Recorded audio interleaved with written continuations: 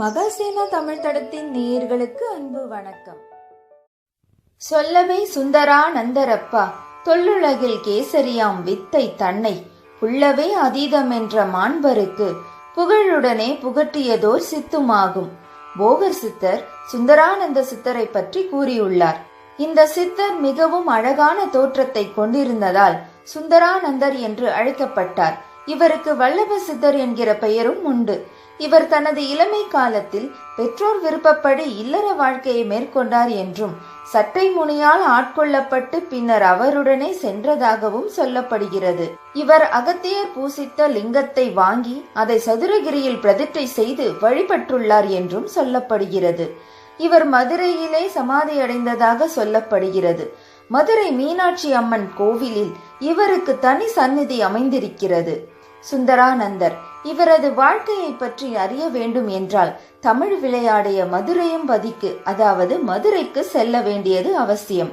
இந்த மதுரை மாநகரம் தமிழ் பண்டிதர்களால் நிரம்பி இருந்த காலம் அது. இங்கு மக்கள் யாராவது இருவர் சந்தித்துக் கொண்டாலும் அவர்கள் பேசிக்கொள்வதும் கவிதை நயத்தில்தான் இருக்கும். அந்த உரையாடலில் குற்றம் காண்பதும் பின்னர் அரண்மனை முற்றம் ஏறுவதும் மதுரையில் மிக சாதாரணமாக நடக்கும். ஒரு புறம் மதுரைக்கு முத்துக்கள் குவியும் நகரம் எனும் பெருமையும் உண்டு.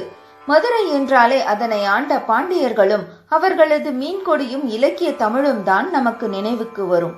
அபிஷேக பாண்டியனின் காலம் அது. இவன் காலத்தில்தான் ஈசனின் திருவிளையாடல்கள் நிறைய நடந்தேறியது. அதில் முக்கியமானது சிவன் விறகு விற்ற கதை. சிவன் மாணிக்கத்தை விற்கவும் மதுரைக்கு வந்த கதையும் உண்டு.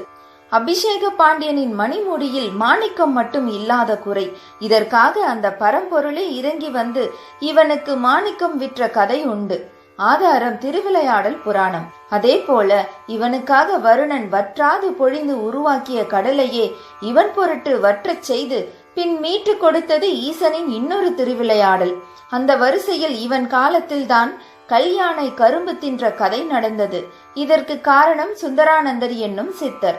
மேலும் சொல்ல போனால் ஒன்றான அவன் உருவில் சிவசக்தி எனும் இரண்டாகி, நன்றான செம்மொழியில் மூன்றாகி, வேதங்களில் நான்காகி, பூதங்களில் ஐந்தாகி, சுவைகளில் ஆறாகி, சுரமாகிய மொழி அதில் ஏழாகி, திசைகளில் எட்டாகி, ரசங்களில் ஒன்பதான அந்த ஈசன் பித்தன், பேயன், ருத்ரன், கபாலன், சடையாண்டி, பிச்சாண்டி, அகோரன், அனந்தன் என்ற பெயர்களுடன் தன்னை சித்தனாக்கி சுந்தரனார் என்ற வடிவில் வந்து ஒரு அழகிய திருவிளையாடலை நடத்தியது இந்த அபிஷேக பாண்டியன் காலத்தில்தான். அந்த திருவிளையாடல்களில் ஒன்றை விளக்கமாக பார்க்கலாம். அன்று வழக்கம் போல ஒரு காலை பொழுது உலகத்திற்கு விடிந்தது என்பதை விட மதுரை மாநகருக்கே அன்று ஒரு புது விடியல். அதற்கு காரணம் ஒரு சித்தர். இவர் சித்தரா அல்லது அந்த மன்மதன்தான் பாண்டிய நாட்டின் இளம் பெண்களின் கற்பை சோதிக்க வேடம் தரித்து வந்தானோ என்று எல்லோரும் எண்ண தோன்றும் அளவிற்கு ஒரு அழகு. நெற்றியில் விபூதி பந்தல், சக்தியும் சிவமும் ஒன்றுக்குள் ஒன்று ஐக்கியம் என்று கூறும்படி மையத்தில் ஒரு குங்கும திலகம், செவி புலத்தில் ஒரு கனக குண்டலம், இதற்கு அழகு சேர்க்கும் விதமாய் கழுத்தில் அழகிய ஸ்படிகமணி, பறந்து விரிந்த மார்பு, நடந்து வரும் தோரணையே ஒரு நளின சிங்காரம். தேஜஸ் என்ற பொருளின் அர்த்தம் இப்பொழுது முழு வடிவம் பெற்றுவிட்டது என்று சொல்லும் அளவிற்கு ஒரு அற்புத அழகு. அந்த சுந்தர வடிவத்தை பார்த்த உடனேயே பலர் கை கூப்பியது இயல்புதானே. பதிலுக்கு சுந்தரர் அவர்களை ஆசிர்வதித்து அனுப்பினார்.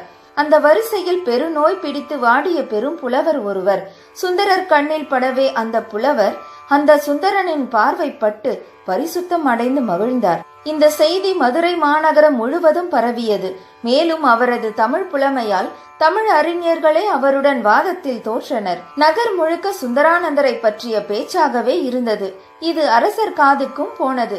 அபிஷேக பாண்டியன் அரசனுக்கே உரிய செருக்கோடு சுந்தரானந்தரை அவைக்கு வர சொல்லி தனது சேவகர்களை அனுப்பினார். ஆனால் அது எத்தனை பிழையான செயல் என்பதை அவர் எண்ணி பார்க்கவில்லை. உண்மையில் அரசன் அல்லவா ஞானம் பொருந்திய சுந்தரானந்தரை முறைப்படி வந்து பார்த்திருக்க வேண்டும். அரசனுக்கே உரிய செருக்கு அவனையும் விட்டு வைக்கவில்லை. அவனுக்குள் இருந்த அந்த நான் என்ற அகங்காரம்தான் இதற்கு காரணம். அதற்கு சுந்தரானந்தரும் ஒரு பாடம் கற்பிக்க தயாரானார். அந்த சித்தரை அழைக்க சேவகர்கள் அவரது முன் வந்தனர்.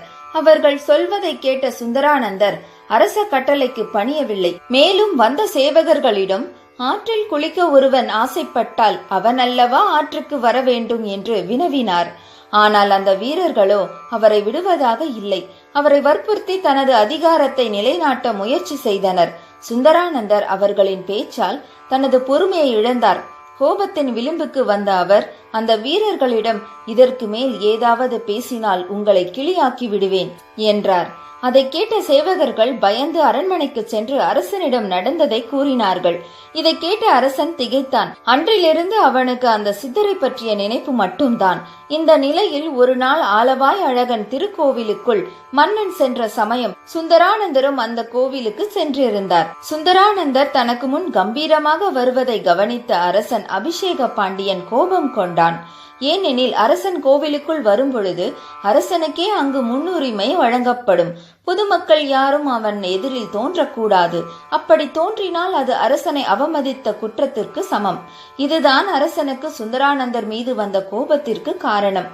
இப்பொழுது அதிகார கோபமும் தவஞான கோபமும் முட்டிக்கொண்டன.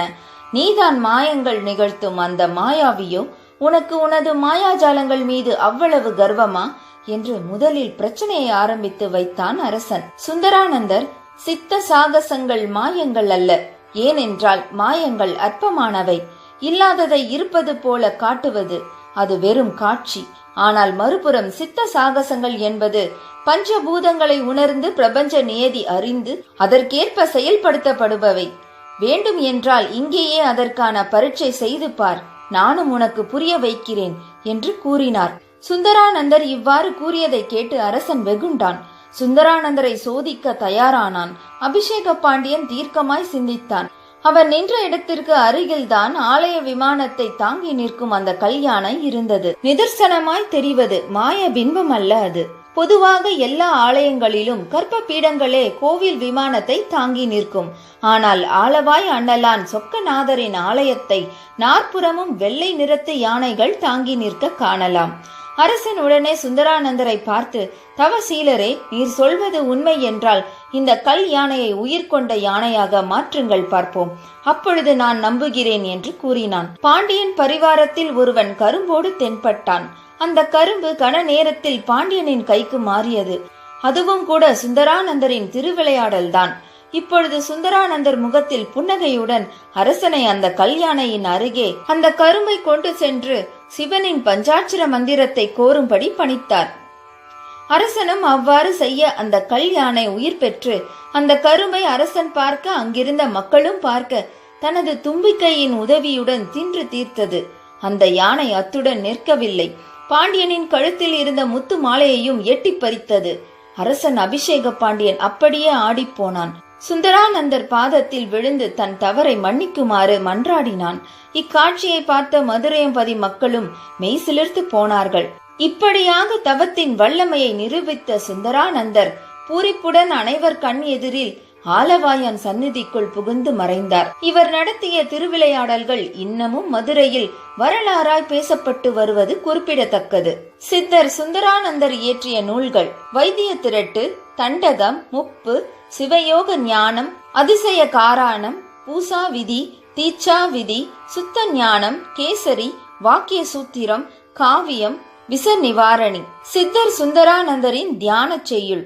சித்து விளையாட்டில் சிறந்தவரே, சிவனுடன் கலந்தவரே, ஆய சித்தி அனைத்தும் அறிந்தவரே, அபயம் அளிக்கும் அருளாளரே, மதுரையும் பதிவாழ் மகத்துவமே, உன் பாதம் சரணம்.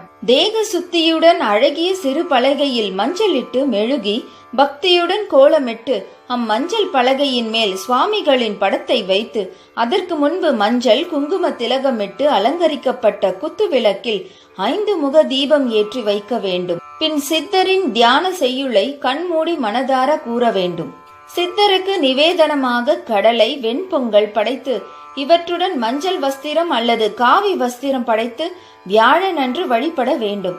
நிறைவாக ஓம் ஆம் ஊம் ஸ்ரீ சுந்தரானந்த சுவாமியே போற்றி போற்றி என 108 முறை கூறி வழிபட வேண்டும். சுந்தரானந்த சித்தரின் பூஜை பலன்கள். வேலை இல்லாதவர்களுக்கு வேலை கிடைக்கும். கொடுக்கல் வாங்கல் பிரச்சனை ஏற்படாது. வயிறு, குடல் சம்பந்தப்பட்ட நோய்கள் நீங்கும்.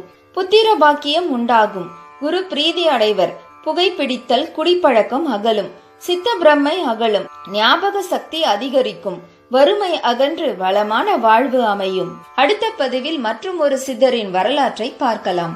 சித்தத்தை அறிந்து சிந்தை தெளிந்து சிவமயத்தில் மூழ்குவோம். நன்றி, வணக்கம்.